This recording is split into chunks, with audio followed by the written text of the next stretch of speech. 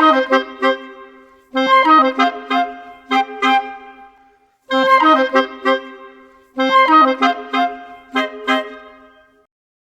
I want to do is talk to you a little bit about Wimberley as a community and their response to what happened on May the 24th, and then I'll turn it over to Mr. Ferguson and let him talk about the recovery and the details of what is going on in that effort. From where I sit and what I saw in the days immediately after the event was something that I'll never forget. This community came together in a way that people all over the country are talking about. I did numerous interviews with numerous news outlets, national and local, and even the national folks told me that with all of the disasters that they had covered, that they saw the sense of community in Wimberley that they'd never seen before. And that is a very big plus for all of us.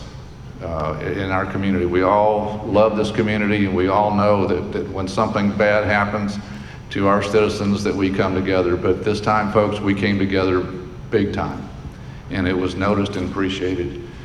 It started at Bridges Gym when we opened the gym for evacuees, and I hadn't been there.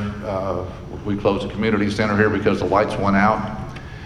People were getting antsy about that, and the school district was kind enough to open the gym for us. And by the time I shepherded all the folks out of here and closed up the community center and got over to the high school in the gym, community folks, citizens were there already with food, towels, clothing, and asking what they could do to help the folks that were there.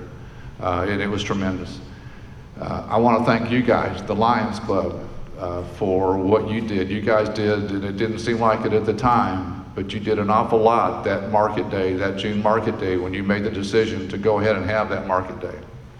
That brought this community together. That said, world, we are here, we hurt, but we are here, and come see us and come visit us and help us put this back together, and they did. And that's a tribute to you guys. Thank you very much. Not to mention all of the other things that you guys do for the community. It's terrific. We had some problems. We had a bridge that was one way for a long time. It was closed for a while. We had a couple folks say, well, let's see what we can do to get that bridge back open and get people coming back to this community to show the world that we're still here. And that happened. We got the bridge open thanks to TxDOT. And some of your local officials got that done, and I think that helped. And by the way, that long-term recovery, I think late August, 1st of September, they're going to start work on fixing that bridge completely and putting it back in service. Everywhere I go, I talk to folks about that event, as I'm sure all of you do. Some of our businesses downtown are suffering because of this. Obviously, our residents who were affected by the flood are still hurting. That's the biggest thing that I see now. Right after the event, spirits were high. People were helping one another, which they still do, but there were a lot of volunteers in town. It was kind of like, a bad dream block party. But everyone was helping everyone. And today, it's a little bit different. People are still helping one another, but the reality of it is setting in. People look at what used to be their home, and they're trying to decide what to do, what I should build again, what should I do, what's the best thing to do. And they realize that it's going to be a long time, whatever they decide, to get back to where they are and get their lives back together. It's a long time. And that's where we as their friends and their fellow citizens come in and give them all the support that we can, because they're still hurting, and they still need help, and they still need our thoughts and prayers. But we love this community, they love this community, and we'll get through it. That's the other thing I want to talk about is our sense of community. I mean, like I said, we all love this community, we all came together, but I have talked to folks in town and around the city that said, we've been thinking about what we're going to do with the rest of our lives, and if we're going to stay in Wimberley or what we're going to do. And we think we're going to stay here now, because this place is a pretty special place. You know, we love this place. And I think that's very encouraging to hear. So when you see folks in the street, thank them, say hi to them, ask them if you can help. Shop in our businesses, we're all open. Tell everyone you know that our shops and stores and retail and lodging folks are still here. We want to be here for you. So that's really all I have to say is thank you to this community for being this community. It's our little bit of heaven, and it's terrific. And at that, now I'll turn it over to Don and let him get you in on all the details. Thank you very much, Mayor. An interesting note to spin off of what Steve just said. My mom and dad live in Austin, and there's an elderly woman who they have been going to church with for 20 plus years, and she had a summer home down here, and she is on the verge of full retirement. She lost her husband, and it was so interesting to hear the story. My mother called me up the other night, and she said, you know who I'm talking about? And I said, yeah. And she goes, well, guess what she's fixing to do? And I said, what's that? And I said, she's fixing to move to Wimberley full time. And I said, after what she just went through. What she went through was she lost her entire home. But what she said was she saw something she had never seen in the world, and that was a community come together, and she didn't want to be less than a quarter mile from it. And I think that's what this community is all about. We said it at the beginning, and that is, if you ever wanted to send the message of what the Wimberley Way was, this community did it really well. And I think people are trying to model it, and I think you're going to hear a lot about that in the months and years to come. The recovery process is a long process, and I'll try to touch on a number of things. I've got a lot of facts, but I don't want to get long on you because I want to try to open it up for questions. But the one thing I want to say before I get into flood stuff is something that I truly do believe, and I want you to hear this from our hearts, and that's this man's heart and our city's hearts. And that is, this community would not be what this community is without the Wimberley Lions Club. It takes a foundation to build a house. And you all are the slab of this community. And I don't think you hear that enough. And I want you to hear that truly, because that is a true statement. And I have facts that will prove that we will talk about in the coming weeks. You may not be aware of it, but this city commissioned an economic impact study about 12 months ago. And over the last 12 months, we've been gathering data from 3 locations in town. We gathered data at Blue Hole, we gathered data downtown, and we also gathered data at market days on 2 separate days. And the preliminary data runs we've seen, that study's being done by Texas A&M University, are amazing. And it's going to define what we have known for a long, long time, and that is the financial impact that market days and that this club has on this community is substantial. It's enormous. And you all are to thank, and you all are the ones who deserve credit. And I think you all need to owe yourself a round of applause, please.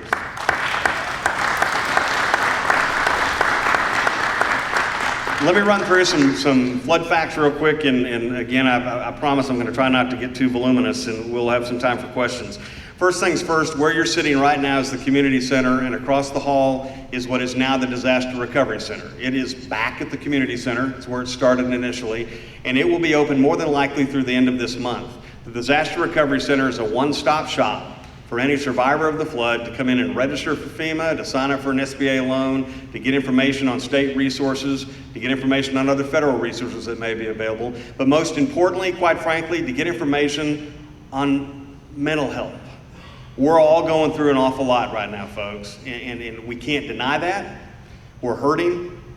We've, believe it or not, are 60 days post-disaster, but we're heading into a phase in the post-disaster process where reality is starting to set in. If you don't believe me, come spend a day at City Hall. We're having people in our office now that are coming in crying, not over sign permits, but they're coming in and they're crying for the first time since the flood. They've sat, they've been strong, and I had a lady come in last week who just broke into tears in the lobby sitting in the chair, and she said, I'm so sorry. She goes, this is the first time I've cried since that night. And and we sat and we're spending a lot of time comforting folks and talking people through, but I ask you as members of this community and quite frankly pillars of this community to help your friends, spend some time talking to people it's very, very important to talk to people and to find out and let them get out what happened that night for them and let them get out what's going through their mind right now. And that's a process we're all going to be dealing with for the next few months. So you can get assistance with services along those lines from the DRC over here. The DRC, the Disaster Recovery Center, it's operated by FEMA and SBA, but lots and lots of resources over there. It is open now at the community center Monday through Friday from 9 to 6. And then it's open from 9 to 2 on Saturdays, and it's now closed on Sunday. It was a full 9 to 6 operation for almost 2 straight months. But we phased back down because visitation's down. If you have not registered for FEMA and you are impacted by the flood, you're gonna hear me say this 2 or 3 times, and to the point where you're gonna run me off, register. Whether you want the help or not, register. And I'm gonna tell you why. You're gonna get a registration number from FEMA. And if you have property that was damaged and you're going through a process of rebuilding or repairing, there are businesses right now that if you have a FEMA registration number will give you a discount on building materials. McCoy's Lumber, I believe, is one of those. There are others. And there are going to be more programs like that coming forward to help you. Even though you didn't take FEMA money or you get an SBA loan, if you have the FEMA registration number and you need to go replace some sheetrock, or you need to go work on a window or something along those lines, if you have the registration number and you indicate it's flood damage, you're not gonna have a problem getting a discount on those materials. So register, register, register. It's not gonna trigger an IRS audit. It's not gonna trigger any type of antennas being put up on the corner of your property. What it will do though is it will get you in line for some badly needed assistance that we all need. This is a time, folks, where pride goes out the window, okay? It really is. We're in this thing together, and everyone has had a traumatic experience, and we need to recognize that, and there's nothing to be embarrassed about, but it's important that you come forward and that you help others and that you ask for the help that you need. Don't hesitate asking. We're a prideful community, but you know what? Prideful communities come together and they work and they help each other and they ask for help when they need it. So please do that and register. The deadline to register for FEMA assistance is August the 27th. You can do that here. Again, that's 9 to 6 Monday through Friday, or 9 to 2. That's if you were impacted by the flood, if you had property damage. You don't have to seek federal assistance. Get the federal registration number, please. Volunteers and donations. We have had over 7,000 volunteers that have worked in this community since that event. That is unbelievable. I don't have another way to describe that. That's 7,000 people on top of the 2,500 people in this community that spend their night with their head in bed. And I can tell you the energy that 2,500 population had was the energy of 10,000 people. So if you start adding the numbers up, the amount of energy and support that was out there over the last 60 days has been phenomenal and quite frankly probably unmatched in a lot of disasters in this state, if not this part of the country, from talking to folks. But that said, we still need more volunteers. We need volunteers. Recovery is a long-term process. So the Volunteer Resource Center is open. It's open at the 200 Stillwater location just across from City Hall in South River. You've been there, it's the old Valley Pharmaceutical Building. And it's open right now, Wednesday through Sunday. And on those particular days, it's open from 9 a.m. to 3, okay? If you want to volunteer, go there first. Don't go out into the neighborhood. And the reason why is we're trying to log all of the volunteer hours because we have the ability to use those volunteer hours towards our match with FEMA, which the bill for FEMA in this disaster is going to be a couple of $1 million plus before all is said and done. And we have a 25% match we have to come up with. And we have the ability to use in-kind labor from volunteers to help meet that match. So that's why it's critical. Last I heard, something like 30 to 40,000 volunteer hours have been logged. So please, if you know folks who want to volunteer, if you as a club want to go volunteer, if you have groups, church groups, go to the VRC, check in there first. And again, they're open now from Wednesday to Sunday from 9 to 3. They are open on Monday and Tuesday by appointment only. But go do that, please. If you need cleaning supplies, or if you have friends or relatives who need cleaning supplies, or other types of donated items. We have bottled water. We have enough water right now to fill the Blanco twice, I bet. And there's absolutely nothing wrong with that. And we have a lot to give out, and it's there for all of us to use. And right behind the VRC operation, same address, 200 Stillwater, is what's called the Flood Relief Center. And that particular flood relief center is open from 4 to 7 Monday through Friday and from 8 to noon on Saturday. You can go over there and get cleaning supplies, get gloves. You can get just about everything you need, and just let them know you're a victim, let them know you're a survivor, you have a relative who's at, and you're picking it up for them, and they will get you the materials you need.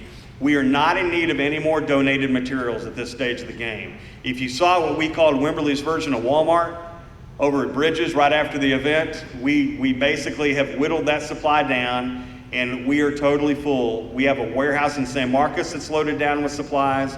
We're pretty good as far as donated items right now. Let me tell you how this community made a mark, and you may not have heard this story. We turned away 4 18-wheeler truckloads worth of donated items that were destined for Wimberley, Texas, because we were so overloaded by the generosity in this community. That's pretty amazing when you think about it. So we're grateful for those who donated, this club included, but we're good as far as donations go. Financial contributions, we need those. That's very important, and you can give those in this community through Barnabas. That's been the setup agency, and those monies are distributed accordingly through process. If you have somebody who needs volunteers to come work on their property, again, pride aside, you can't do it all yourself. You need to call or go buy that VRC. The number to call is 512-715-4134. That's 512-715-4134, and give them your name and the address, and they will dispatch volunteers to your location. Long-term recovery is a long process. You know, one of the things that's kind of interesting about this community is it has a tendency to take life on like a bull ride. And it takes on the issues, and it rides it for the 7 seconds and wants to hear the bell and throw their hands up, and it's all done. We did it with ACE. Tell me a community that rebuilt one of the biggest economic generators in this community in 1 year, opened less than a year, in fact, to the date anniversary of that fire. Well, the thing I want to tell you about this community and this flood is we still need to keep the mentality of you to understand that 7-second bell is a way down the road, okay? Long-term recovery is a 3 to 5 year process. We had over 400 homes in this community that were damaged, and those homes need to be rebuilt and or repaired. There are folks who have unmet needs that we need to try to address. It's a long-term process, so just please stay with us, be patient, work with us in the process, and stay up to date, please, because we need every bit of help we can through this process. We are making this a regional recovery effort. You're going to be hearing more about this, and it's called the Blanco River Regional Recovery Team. The acronym for it is the BR3 team. And the decision was made in working with the state and FEMA to create basically a 4-county recovery team that has representatives from Blanco, Hayes County, Caldwell County, and Guadalupe County. And we have 3 representatives from each county that have a governing board established. There will be a paid director that will be hired to oversee the regional recovery effort. There will be a paid volunteer coordinator who will work with the various volunteer groups locally. In Wimberley, we have a very active volunteer organization. And there'll be a massive coordination effort underway. It will be FEMA funded, but we're gonna need donations of building supplies. We will need building supply donations, large amounts of building supply donations for rebuilds. We're gonna have caseworkers on the ground. They're gonna be trying to identify folks with unmet needs. So if you have folks who you know need help, but they're not ready to tell you that, or tell somebody else that, you need to let us know so we can try to get in there and help them. The goal is to weed out everybody who has unmet needs, and that is folks whose insurance didn't cover everything, you know, folks who had no insurance, people who FEMA's $31,000 didn't help them get back on their feet, they need furniture, you know, those type of things. This is a massive effort that's beginning, and they need volunteers to participate in that effort. So you're gonna hear a number of public calls for help. There are a number of subcommittees that have been set up to help in this recovery process, to deal with everything from going out and getting building materials donated, to helping oversee the reconstruction process, to basically going in and helping identify unmet needs. A multitude of service organizations are part of this. I'd encourage you as a Lions to get involved if you can do that. I can help you get through that process. Just let us know, please, because we need all the help we can in this particular process. We will be setting up a central building materials warehouse that will basically end up looking like a lumber yard. And what will happen is you will go through an unmet needs process, and if it's determined, for example, that John needs, you know, 50 sheets of plywood or 25 sheets of sheetrock and 3 or 4 windows. They'll go through the unmet needs process. They'll get assigned a caseworker. That property will be identified. They'll be able to go down and pick that up from the warehouse and bring it back and start working on the house. In the fall, you're going to see more folks than you have ever dreamed seeing moving into this particular region.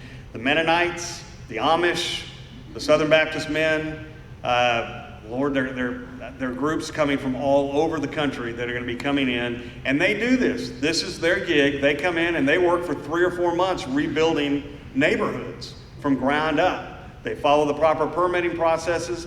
They rely on these building materials in large part for donation. So you're going to be asked to help and asked to support. You may be asked to come out and swing a hammer or two.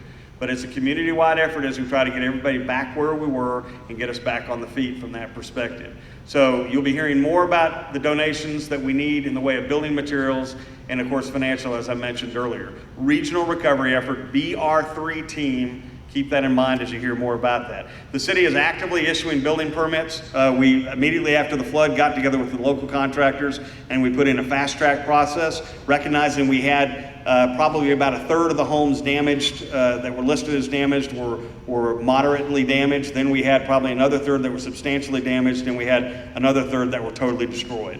And when I'm talking about destroyed, I'm talking about properties literally that had nothing left on the property, not even a downed tree on Sunday morning after the particular flood. It was that amazing as far as the devastation that took place.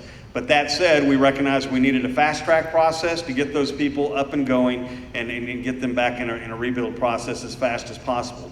Along those lines, there's a review process that's going through with every permit application that comes in to make sure that there's a 50% rule requirement that we're obligated to follow with FEMA and to make sure that we're complying with that. You're going to hear a lot of discussion about this, okay? And basically what the rule says is if your home that was flood damaged is located in the floodplain, which is Zone AE, the 100-year floodplain, if your home was damaged to the point that the cost of repairing that home equals or exceeds 50% of the pre-flood market value, then that home has to have its lowest floor properly elevated, and that is 1 foot above the BFE. So 50% or greater of the pre-flood market value, if the cost of repairing the home equals or exceeds 50% of the pre-flood market value and you're in the 100-year floodplain, that home has to be properly elevated. That's nothing to panic over and nothing to freak out over at this point. What we do is we tell people to get an elevation certificate. Some people have been very pleasantly surprised that their property was properly elevated before the flood, which is fine because that means they can get their permit and get on with it and not have to worry about elevation. But there will be some people who will have to elevate. Right now we've issued 100 building permits so far. I think the estimated value of the repair work is somewhere in the neighborhood of about $6.6 million. Trust me, when we get the totals in on the fully destroyed homes, that number will go up exponentially. And it's going to be a staggering number when all is said and done as far as the total property damage. So be aware of that. Flood maps. Everyone's heard about the infamous FEMA flood maps, and those are the things we have to look at when we look at elevations, okay? We have a regulatory set that's in place. We've had in place since 2005. That was an updated version of a 1998 map. And that has been the regulatory data we've used for elevation in the floodplains and the floodways, okay? And we have known for a couple of years that that data really needed to be updated. But it's a very controversial process and it's a very expensive process. And what we're doing now is this city about 2 years ago entered into an agreement with GBRA to do a drainage study in this region. And that drainage study actually produced some updated data for the Blanco River. Well, when FEMA came in after this particular event, they found out about that. They were like a kid on Christmas morning. And they said, we want the data, let's use it, we'll produce a map, that way we don't have to restudy the whole community. And what we'll do is let us troubleshoot the data and see if it's right. They are about finished with that, and they will be issuing an advisory map. That advisory map will eventually go to the city council, where the council is going to be asked whether they want to adopt that as the city's new regulatory map data for the Blanco River. At this time, it will be advisory data. So when John comes in to get his permit, you know, and John finds out he has to elevate because he's had substantial damage, 50% or greater, and he's in the floodplain. What's going to happen is John is going to be told, The regulatory map says you have to elevate to say 1 foot above 854. The advisory map says you have to elevate to say 1 foot above 858. And John's going to have to make a decision. And that's a tough decision for John to make initially. But when John starts thinking through the process, hopefully John will understand why the elevation is important. If you didn't learn the lesson on Memorial Day weekend about the danger of water and about the danger of flooding, folks, I can't help. It is a significant issue, and it's important that you take yourself and your property out of harm's way if you have the opportunity to do that, okay? So think through the elevation process if you're in that situation. If you have friends, talk to them about the process. Tell them, do not be afraid of the elevation. Insurance rates actually will go down the higher you elevate.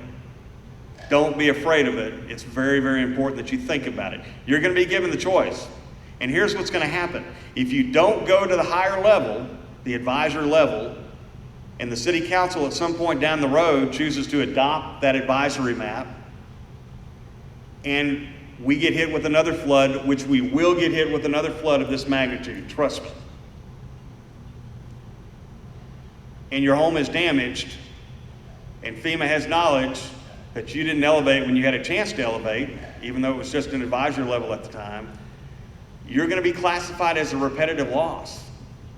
And what does repetitive loss mean? In the insurance business, what happens if your kid gets into 4 or 5 accidents in a year? Your insurance rates go up. And in this situation, flood insurance is not cheap, and you could be looking at seeing insurance premiums go anywhere from $700 a year up to $2,700 a year if you didn't take the advice and go up as it recommended. It's your choice. We can't require you to until council adopts that new map. But you got to think through those decisions. For some people, that's not a problem. They're willing to take the chance. Others are going to play it safe. So you're going to be hearing an awful lot about that particular situation. There will not be a full-blown remapping of the city done. We will get advisory data for the Blanco River and the Cypress Creek. Nothing for Pierce, nothing for Wilson, any of those type of things. Damaged structures. Got word this afternoon about 5 o'clock that the Little Arkansas Low Water Crossing is officially back open. So there's good news there. 1492 opened up last week, which is exciting to hear. Actually, I've never seen concrete look cleaner than it looked with that. We had no real damage issues there. We lost the grates. Let me tell you the strength of water. You have grates that are sitting probably at a 15% angle, 20% angle on the upstream side of that concrete crossing. And those things are bolted in with 4 or 5 inch bolts. And literally the fierce force of the water ripped those bolts out of the concrete. Didn't do any damage around them, literally popped the bolts out of the concrete as they pulled the grates on. We found grates downstream. We found pieces of the Valley View low water crossing down by 1492. And we're continuing to see things along those lines. So Little Arkansas is open, 1492 is open, Hidden Valley is not open. If you've seen Hidden Valley, you'll know why, because it no longer exists. It will exist soon. It's not going to exist in 30 days. It will not exist in 45 days. It will not exist in 90 days. It's probably going to be a 6 to 8 month construction process. We're going to be meeting with the neighbors next week and talking to the neighbors a little bit about what they want to see in the new crossing. We think it'll probably be much more of the old crossing, which is fine, and there's no problem doing that. There was a pool behind that crossing on Hidden Valley that a lot of people counted on and relied on, and our goal is to try to get that pool back in place for them and also get a crossing that won't blow out next time. That crossing was a stacked rock crossing that had concrete poured around it that probably looked pre-WPA, even though it wasn't. The FEMA guys were fascinated by it and its design, but it just actually had a weak spot in it, and it got torn apart, and it is what it is. Ranch Road 12, as the mayor pointed out, TxDOT has told us that they let the contract this week for the repairs, which means they've chosen a contractor, and they're now contracting with the contractor this week. And we anticipate work to begin on the Ranch Road 12 bridge in mid-September. The process will take about 3 weeks to get done. You may say, why does it take 3 weeks to do what they've got to do? Well, because they have to fabricate, first of all, the product. And the guardrail just you don't buy it off the shelf. And so they're fabricating that. The contractor will have to do that, and then they're going to come out. What they're going to do is they're going to jack up the three faces of the bridge because there's some concrete damage. There's no structural damage, but there's some concrete damage in front of some of the steel that they've got to go in and redo. And then what they're going to do is lower that, and then they're going to put the guardrail back in. They're going to do some debris removal and just do some touch-up on the bridge itself. It's structurally sound, it's very stable, and it's in good shape. It's just going to take some time. So is the bridge going to be closed during the construction process? The answer to the question is during the daytime hours, absolutely not. The bridge will be open, 2 lanes, both ways, just like it is today during daytime hours from here to hopefully eternity. Okay, there will be 1 week in that 3-week period at nighttime where the bridge will be closed because they've got to jack up that bridge. And it's going to be closed during the evening hours. We're going to try to get the word out early enough to everyone to the point that they can do their shopping and do what they need to do, you know, and make their plans accordingly so they don't get caught. Plus, we've got school open now. So just beware. It's going to be probably late September, mid to late September. There'll be 1 week at nighttime where basically the bridge is closed. Debris removal, August 2nd was the deadline for debris removal as far as the right-of-way removal. And, our crews are hitting the streets hard right now. We've got extra crews out, and they're cleaning up everything that people put out. Our next phase is to move into what's called private property removal. Just so you know, that does not mean we're going to go on to every piece of private property in this city and clean the lots. What it means is if property owners call us up and they say, I've got a hazard on my property, will you come remove it? We will go assess it with FEMA. If FEMA says, boom, it's good to go, then we will go onto the property after you sign about 10 pages worth of releases and access documentations. In the name of the federal government, we're thankful for that. But we are thankful for it because, believe me, some of that debris is very difficult for people to get moved themselves. So we're waiting for approval on the private property program. Hopefully we're just a few days out. Advance warning. One of the things in this particular event that quite frankly kicked our butt, pardon my language, was the fact that we had absolutely nothing to go on in staging and preparing and getting folks out. We gambled, we made an early decision, and it ended up being the right decision, thank the Lord. Next time it comes, we don't want to be in the position of having to decide whether we want to jump early or not. We'd like to have the data that knows where it's coming. In this particular event, 16 plus inches fell in Candelia, 10 plus inches fell in Blanco. No one had knowledge of what fell in Candelia. The little Blanco ate us alive. The major Blanco coming down was flooding. Little Blanco fell on top of it, and then we had the debris back up, and it hit us. We had River Road closed 2 hours, 2.5 hours before the water came in. It was an early decision we made, and probably a pretty smart decision we made. But that said, we need data, and we've been asking for several years for flood gauges upstream to the powers that be, and unfortunately the funding never came through for things like that. I feel pretty comfortable at this stage of the game that Wimberley, Texas is going to have a plan upstream. We in fact are finalizing the details on a system that will add 4 river gauges upstream, including gauges on the Little Blanco. By the time you're all done, you'll probably have a network of somewhere in the neighborhood of 20 rainfall gauges, 20 plus rainfall gauges in the region that the Weather Service desperately needs. We sat in a meeting with the Weather Service where they apologized to us because they did not have the data to warn us.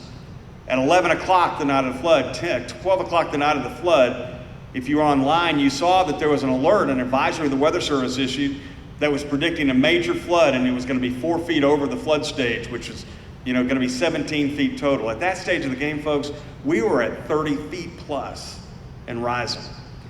They had no concept of what we were dealing with. They chased that flow down the river. I'll tell you something if you've not heard this, and that is the fact that they have told the mayor and I that the only way they could replicate the rise in the river that we saw in Wimberley, Texas, was by plugging 40 inches of rainfall into their model. We didn't get 40 inches of rainfall. But the scary thing about it is they chased the flood all the way down the stream and were so far behind it because they didn't have the available data. You can't fault them. They didn't have it. They're going to have it next time around. I feel pretty comfortable along those lines. I want you all, whenever you see any one of our first responders, our fire department, our sheriff's department, our constable's department, our EMS, any of the first responders, Those guys did a terrific job. They were out in boats in the water, literally chasing houses down the stream, trying to get folks out, and they did. You had over 100 rescues performed in a 5-hour period, and over 121 people were taken to higher ground. So when you see those guys, please tell them thank you. And I don't do this often enough, and it doesn't get recognized often enough. But sitting beside this gentleman on my right for probably a week, 24 hours a day for the first 7 days, to see this gentleman in action, it was terrific. He's been through this several times in New Braunfels. He knew every step of the way what to do, when to do it, and he saved lives. And we owe him a great round of applause. Thank you.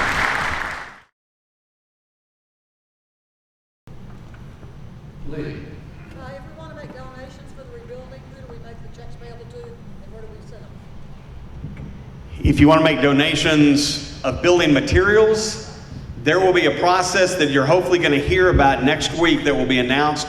The Tuttle warehouse in San Marcos right now is the drop-off point. But what we will do is I'll make a note to get you the information. They're going to announce it next week, we believe, and it's a process, an intake process for the materials. We already have an enormous amount of sheetrock that's been donated, but we're anticipating. Typically what happens is these companies follow these disasters and they offload a bunch of product.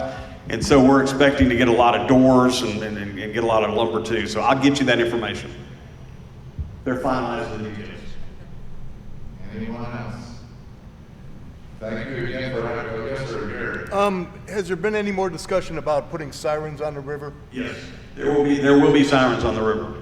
I can tell you that as part of the notification system, the monitoring system, we're working, just so you know, we're working on the monitoring system upstream with GBRA, LCRA, USGS, Edwards Aquifer Authority, and the Hays County, Blanco County, City of San Marcos, City of Wimberley, City of Blanco. It's a collaborative effort. We are in discussions right now with the county. There will be sirens. We're in the process of working out the details on how we're going to fund those and where they could potentially be located. But yes, we're committed to that. Yes, sir. Is there an official amount of height of the water that went over the Ranch Road 12 bridge? Yes, sir. The official height of the water that went over the Ranch Road 12 bridge, as we understand it, has been somewhere in the neighborhood of about 4 feet, 4 to 4.5 feet over the Ranch Road 12 bridge. The official height that's been tacked on this event by USGS at this stage of the game is 44.9. But I can tell you that we have received reports of seeing some high water marks upstream, up in the Fisher Store area, of some debris marks that are as high as 55 to 60 feet. We know that the water topped the Fisher Store Bridge somewhere in the neighborhood of about 14 feet. And we're continuing to get data. We will be having a surveyor that's going to go out on behalf of the city and start hitting different properties in different areas of town, because we want to try to document as many of the high water marks in town as we possibly can for historical purposes. Yes, ma'am. I have a question. Has anybody have any information on this flood water? Did it just wash down the river and go to the Pacific or whatever? Or is it had any effect on our groundwater here? The answer to the question is, initially after the event, there was some concern about groundwater contamination, particularly in some local wells. And I think people were being advised that they should use caution and boil. Those notices are since long gone. At this stage of the game, we're not getting any reports of any detrimental impact on groundwater supply at this stage of the game.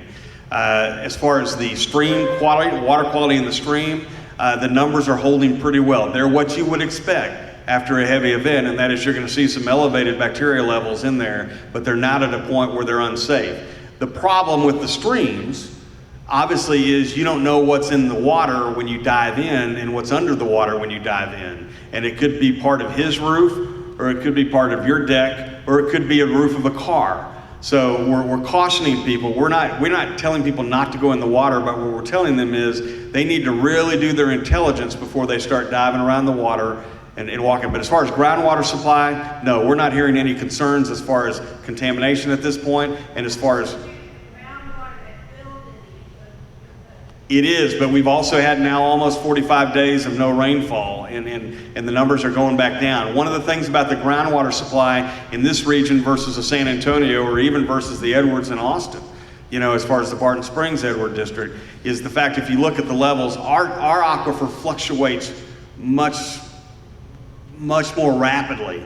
Translation, in San Antonio, where they may have a 3 or 4 inch rise in the J17 well, that could equate in our aquifer to maybe a 6 or 7 foot rise or drop. It's very volatile as far as up and down. The Water Supply Corporation tells us right now their wells are holding strong, and they're not concerned at this point. They feel they're pretty good as far as the levels go. But if this continues, if this dry spell continues, I think it's important that people always keep conservation in mind. But I think it's important that you really do practice it even more so than you normally do. The one thing I will tell you is we're getting reports from the Weather Service that we should expect probably a pretty wet winter and a pretty damp winter, and if that's the case, we need to be on guard. Any other questions? Thank you all for having us. We appreciate being here.